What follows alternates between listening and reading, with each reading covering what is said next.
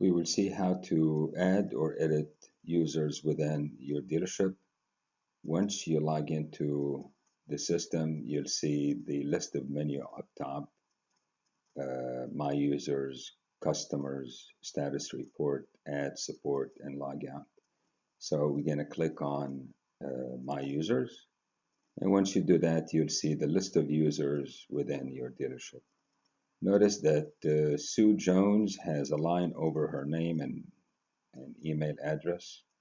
Her account is deactivated. It seems that she has left the company and no longer has access to the system. We're going to talk about how to delete or deactivate an account and reactivate it back again.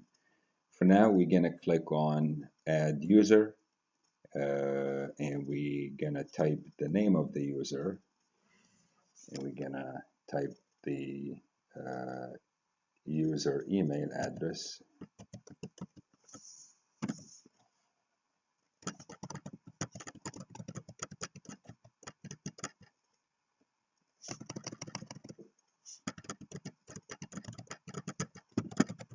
And we're going to retype it again just to make sure that we typed it correctly.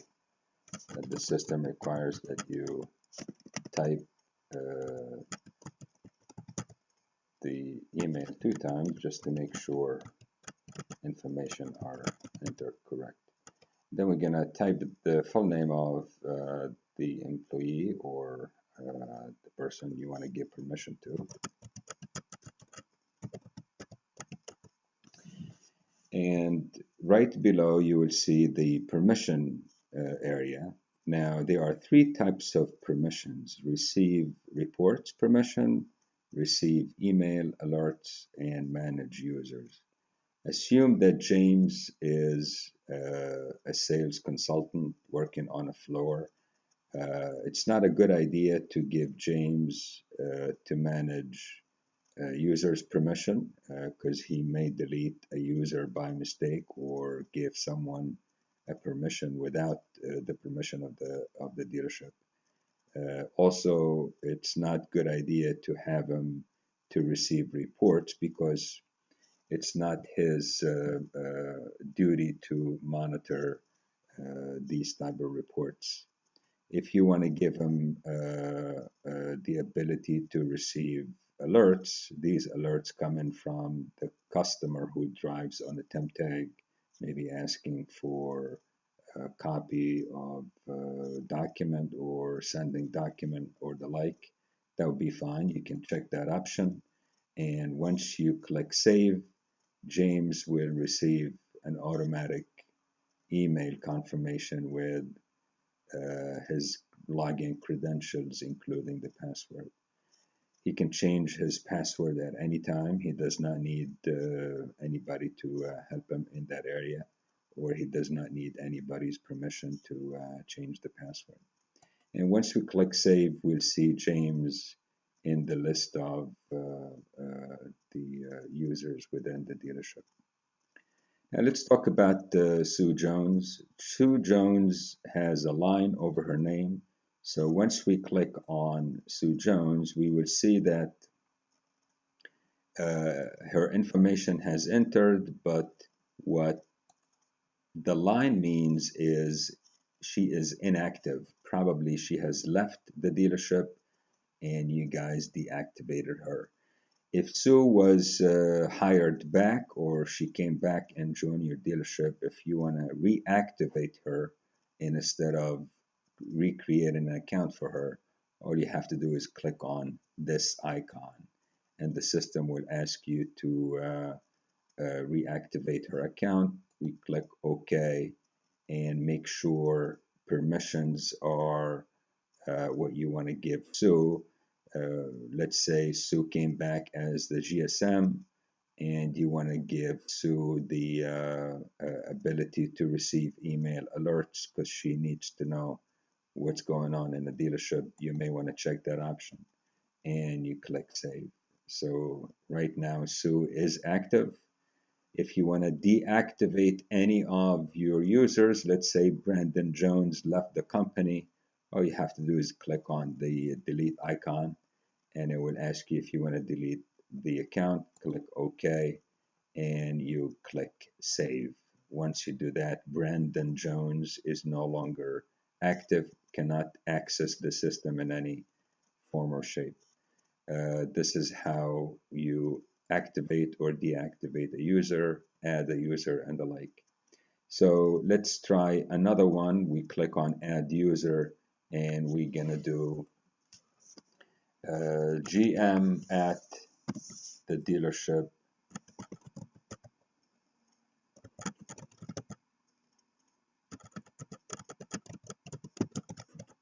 and we're gonna retype again the email address.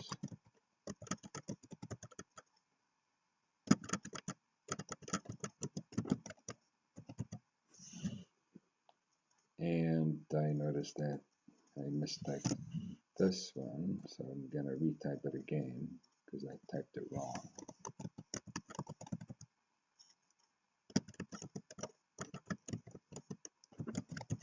Okay. Now, so just a practice, I assume that we're gonna create an account for the GM, and the GM, let's say his name is Steve Morris. Now, here's what happened. What happened is when it comes to giving permissions to the GM within your dealership, you may want to consider giving him or her manage users. The GM has the right to go in and delete any user or add any user. You do not want to give Steve the GM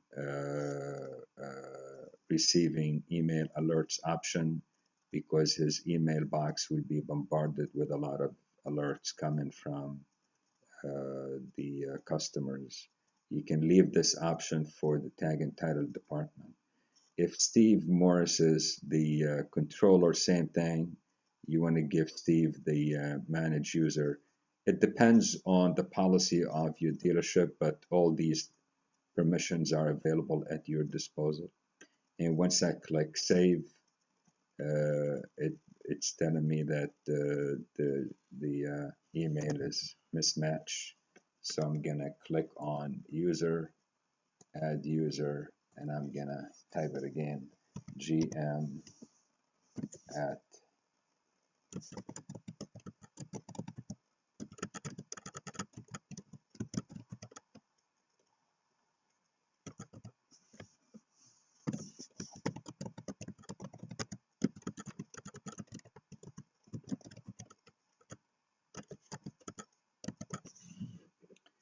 and I'm going to give Steve the manage user permission, and I'm gonna click save.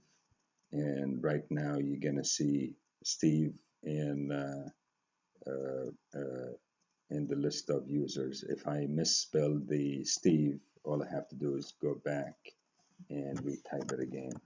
So this is the one easy step in the system that allow you full control of what you enter.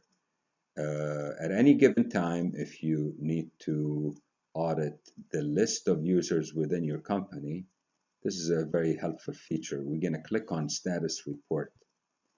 Under the status report, there is one report that is a list of active users in a system. You're going to click that option.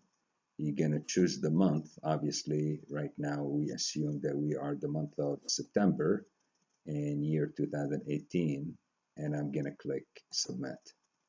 And once I click submit, the system will generate a PDF report. Once I click on a link, I have the two options, either open it with PDF or save it. I can generate it at any given time, but for now, we're going to click open it with PDF. Once I click OK, I will see the list of users within my company and their permissions. Here you are. You see the name, their email, enabled or disabled, and the type of permission. So Mike Nissan is enabled and has three types of permissions: can manage users, receive alerts, and receive reports. And the rest of them are listed below. and you can see if they are enabled or disabled. And I can close it and go back to my users, and I will see my list of users. If you have any question, please reach us at support@tagsupdate.com. Thank you.